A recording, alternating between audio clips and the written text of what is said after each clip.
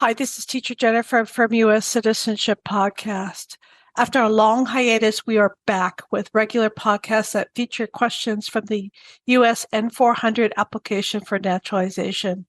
In honor of Bill of Rights Day, December the 15th, we are pairing the first 10 amendments with some questions from the new N-400 Part 9 and some civics questions. But before we begin, there are 4 news items.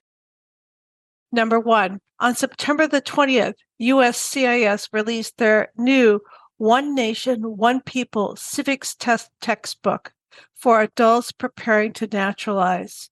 In support of their commitment to two-generation civic literacy, USCIS also released the Color Me Civics U.S. Landmarks and Symbols Coloring Book in English and in Spanish.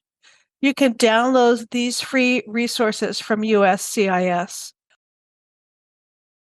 News item 2. Bill Bliss, author of Voices of Freedom, and Lynn Weintraub, author of Citizenship, Ready for the Interview, have released resources to support practice for the new N-400 Part 9.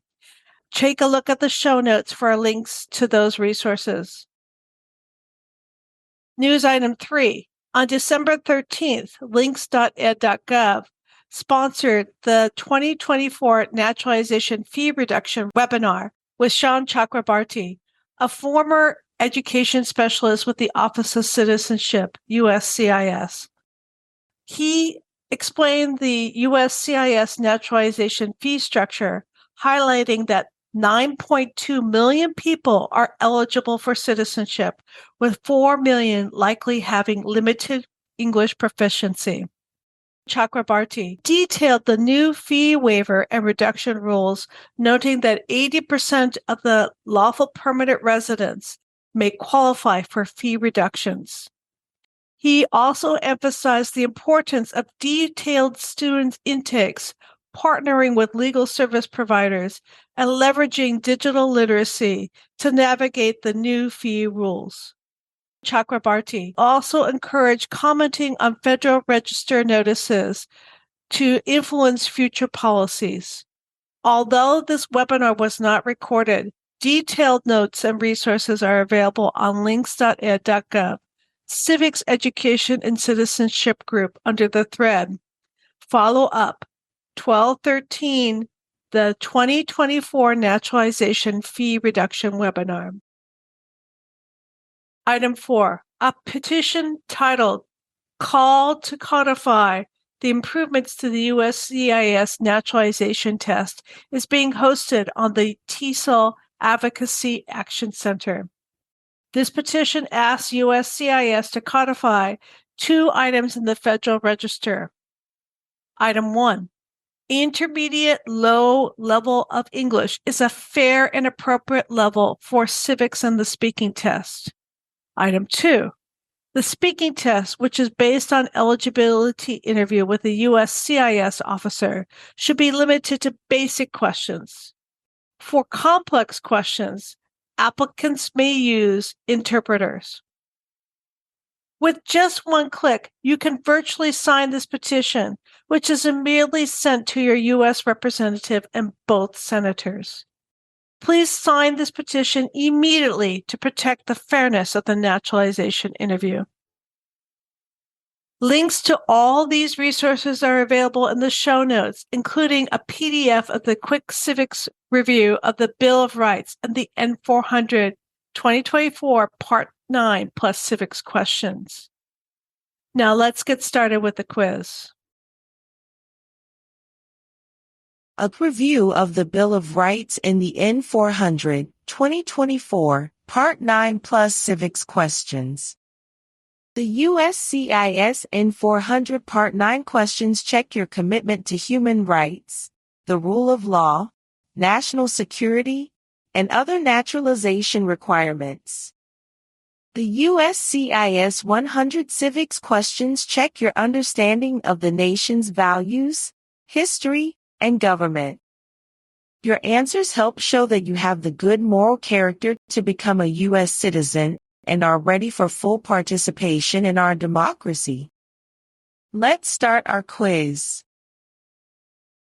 The First Amendment protects freedom of religion, freedom of speech, freedom of the press, right of peaceable assembly, and the right to petition the government.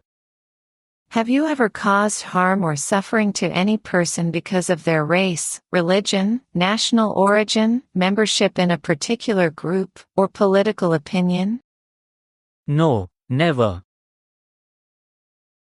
The Second Amendment protects the right to bear arms to provide communal security.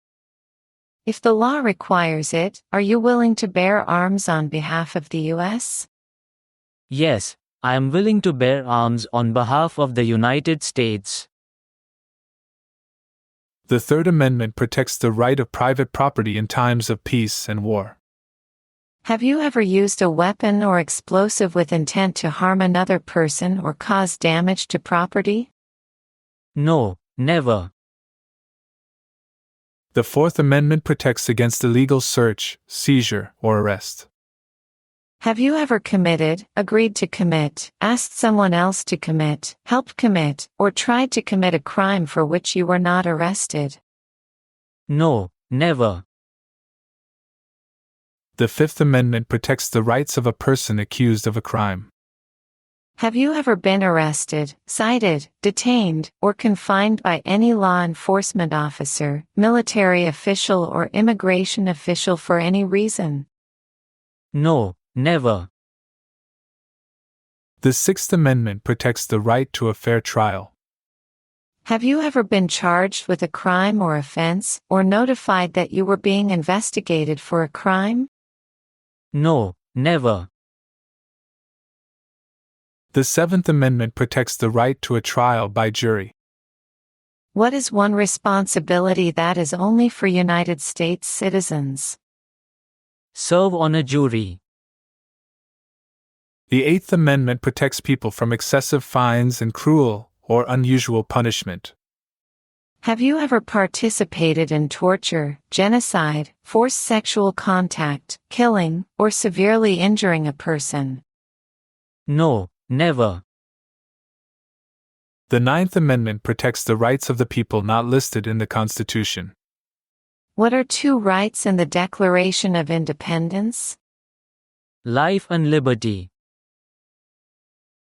The Tenth Amendment protects the state's powers. Under our Constitution, some powers belong to the states. What is one power of the states? Provide schooling and education.